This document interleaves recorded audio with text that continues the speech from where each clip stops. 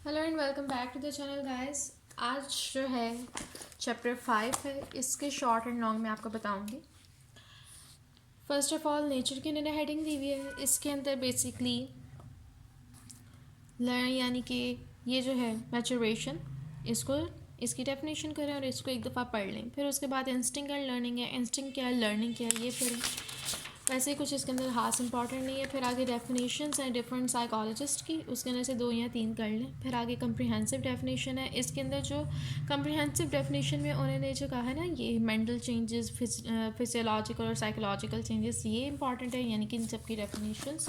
फिर उसके बाद laws of learning, law of effect, law of exercise, law of effect and law of readiness. ये as a long भी आपको आ सकते हैं और अलग से एक लॉ का आपको वो शॉर्ट भी दे सकते हैं। ये बहुत इंपॉर्टेंट है। फिर उसके बाद टाइप ऑफ लर्निंग है। टाइप ऑफ लर्निंग में इसके नाम और इसके अलावा लर्निंग बाय मॉडलिंग क्या है, लर्निंग बाय इंसाइट क्या है, ट्रायल एंड एरर क्या है, ये आपको पता होना चाहिए। अब सॉरी, फिर उसके बाद लर्निंग बाय इंसाइट, ये लॉन्ग में आपको आ सकता है, ये अलग से आपको लॉन्ग भी आ सकते हैं। और लेकिन ये जो ट्रायल एंड एरर है वो इसमें सबसे ज़्यादा इम्पॉर्टेंट है, और ये वाला जो है वो शॉर्ट के लिए आता होता है। फिर उसके बाद आगे है लर्निंग बाय कंडीशनिंग। उससे पहले law of effect, law of practice, law of reinforcement, इसको भी एक दफ़ा पढ़ लें। कंडीशनिंग जो है ये भी लॉन्ग में आता है। और फिर पेवलोव का एक्सपेरिमेंट है, ये भी इंपॉर्टेंट है। क्लासिकल कंडीशनिंग भी इंपॉर्टेंट है, ये इसी का ही पार्ट है।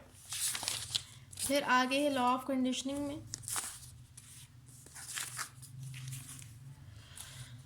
स्टिमुलस जनरलाइजेशन, ये जो है ना ये सारा इंपॉर्टेंट है, लेकिन इस तरह नहीं करना है कि आप रटा लगाएं, बल्कि इनकी हेडिंग्स को याद करें और जो बीच में लिखा है उसको अपने अल्फाज में लिख लें।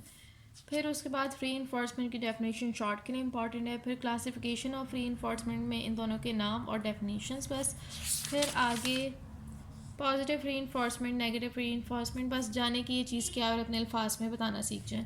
फिर उसके बाद अवॉइडेंस ट्रेनिंग, ये क्या है, इसकी डेफिनेशन शॉर्ट के लिए इंपॉर्टेंट है। ओमिशन क्या है, ये शॉर्ट के लिए है। फिर ये जो सारा है ये एक दफ़ा बस पढ़ने वाला है। फिर classical versus operant conditioning, classical versus operant conditioning, आपको डिफरेंस आ सकता है। फिर उसके बाद फैक्टर इन्फ्लुएंसिंग लर्निंग, इसके अंदर जो फैक्टर्स हैं उनके नाम इंपॉर्टेंट है, और एक्स्ट्रा फैक्टर्स को रखेंगे एक एक दो दो लाइनों में, बस एक्सप्लेन कर देंगे ये है। फिर उस ये देखें काफ़ी ज़्यादा तो इतने करने की ज़रूरत नहीं है, बस बीच में से जो हैं जो आपको आसान लगे ना, हिसाब लगा लें कि अगर ये 10 से ज़्यादा हैं तो आप अपने जहन में रखें कि 8-10 जितनी भी आपकी टीचर आपको कहे ना कि आपने इतने लाजमी लिखने हैं, उतने उस हिसाब से कर लें। फिर factors related to the individual, इनके नाम। फिर उसके बाद इंटेलिजेंस क्या, मोटिवेशन क्या, इनकी बस एक एक लाइन में डेफिनेशन। फिर रिमेंबरिंग की डेफिनेशन, और इसको एक दफ़ा पढ़ लीजिएगा। कंप्यूटर एंड मेमोरी, ये जो है ना इंटरेस्टिंग है, तो यह आप कुछ एज अ शॉर्ट आ सकता है कि रिलेशन बताएं कंप्यूटर एंड मेमोरी में।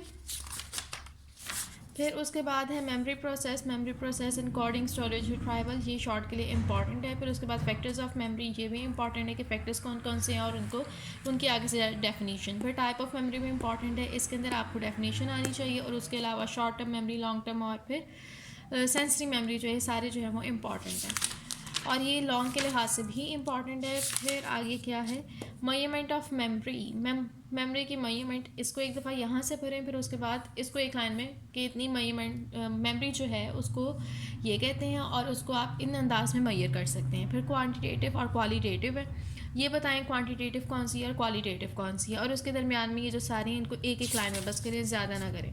फिर आगे क्या है भाई, रिकग्निशन मेथड, ये बहुत लंबा लिखा हुआ है, इसको आप अपने अल्फाज में करें। इतना ज़्यादा जो यहाँ पे लिखा हुआ है ना उन अल्फाज में ना करें, बल्कि अपने अल्फाज में इसको करें।